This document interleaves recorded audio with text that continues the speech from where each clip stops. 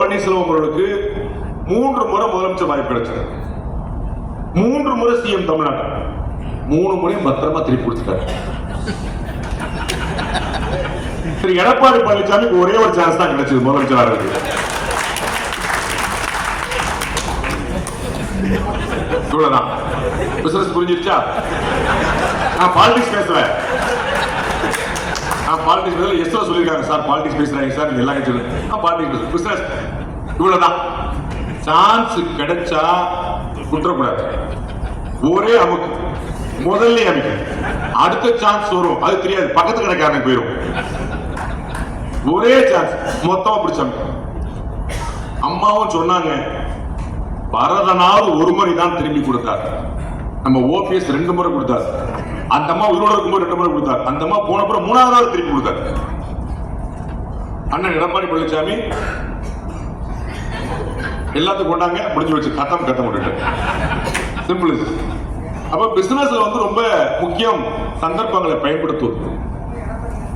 தம்பி சொன்னாரு, இவ்வளவு பிரம்மாண்டமா ஆகி போச்சு இந்த கூட்டம், இனிமே பிரம்மாண்டமா நடத்துறது இல்ல, அதான்ப்பா சபதம் அப்படின்னு.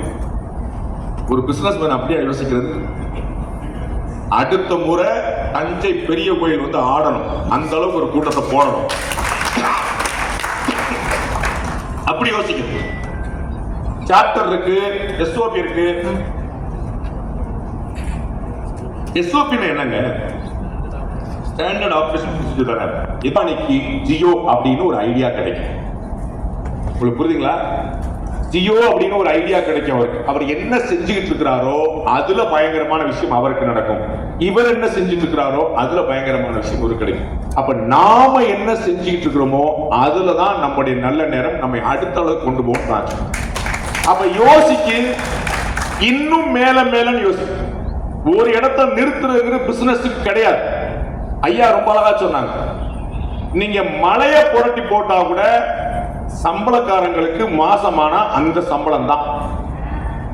தொழில் பண்றவங்களுக்கு the more risk you take, more gain.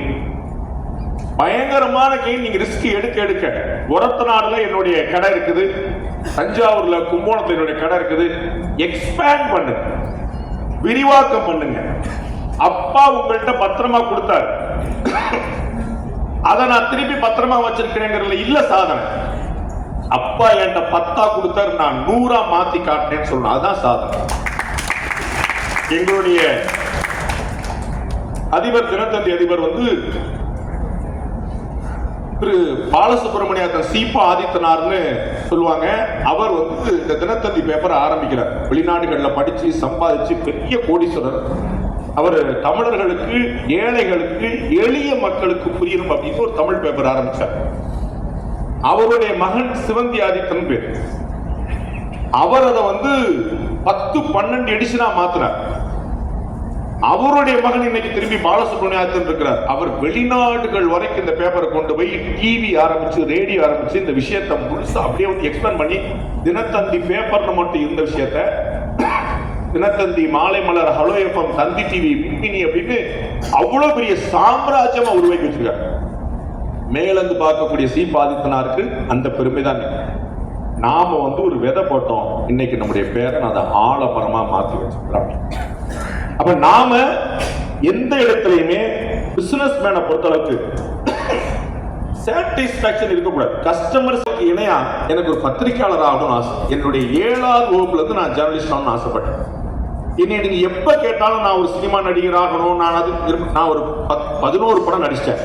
Ajith குமார்ல ஆரம்பிச்சு இப்ப வரப்போற ஒரு 7 படங்கள் வரைக்கும் 11 படங்கள் நடிச்சேன். நிறைய சினிமாவில் நடிச்சுட்டே இருக்கேன். கேட்கறாங்க, நானும் பண்ணிட்டு இருக்கேன். எனக்கு அது என்னுடைய ஆசை இல்லை. ஒரு பாண்டே, ஒரு ஆக்டர் அப்படின்னு அறியப்படுற ஆசை, ஒரு ஜேர்னலிஸ்டா தான் அறியப்படுறது என்னுடைய சின்ன வயசுல இருந்து ஆசை. இந்த பக்கம் ஜேர்னலிஸ்ட் ஆகணும்னு ஆசை, இந்த பக்கம் ஆண்டர்பிரனர் ஆகணும்னு ஆசை. பட் வந்து எனக்கு வந்து கிட்டத்தட்ட ஒரு 20 வருஷம் டிராவல் வந்து, நான் தினமலர்ல 16 வருஷம் அண்ட் தந்தி டிவில ஒரு 6-7 வருஷம் அப்படின்னு டிராவல் போயிட்டே இருக்கு. நான் இந்த பக்கம் ஒரு ஆசை துடிச்சுக்கிட்டே இருக்கு, நமக்கு வந்து ஒரு ஆண்டர்பிரனர் ஆகணும்.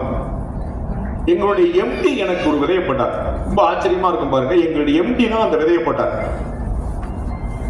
சாதாரணமா ஒரு நாள் பேசிட்டு இருக்கும்போது எம்டி சொன்னாங்க, Pandey, now you yourself a brand. Thanthi TV Pandey அப்படிங்கிறத தாண்டி நீயே ஒரு பிராண்டா மாறிட்ட. உனக்கு ஏதாவது கனவுகள் இருந்தா நீ சுதந்திரமா செய்யலாம், என்னுடைய ஒத்துழைப்பு உண்டு எங்க எம்டி சொன்னார். அது வரைக்கும் கனவுகள் இல்லாம இருந்தேன். ஆனா இப்படி ஒரு வாய்ப்பு இருக்கான்னு அதுக்கப்புறம் யோசிக்க ஆரம்பிச்சேன். யோசிக்கும் போது எனக்கு 45 வயசு. 45 வயசுல ஒருத்தன் வந்து வேலையை விட்டுட்டு பிசினஸ் ஆரம்பிக்க போறேங்கிறது ஓடுற கப்பல்ல நடுக்கடல குதிக்கிற மாதிரி. ஓடுற கப்பல்ல நடுக்கடல குதிக்கிற மாதிரி, நின்றுட்டு இருக்கிற கப்பல் கூட கிடையாது.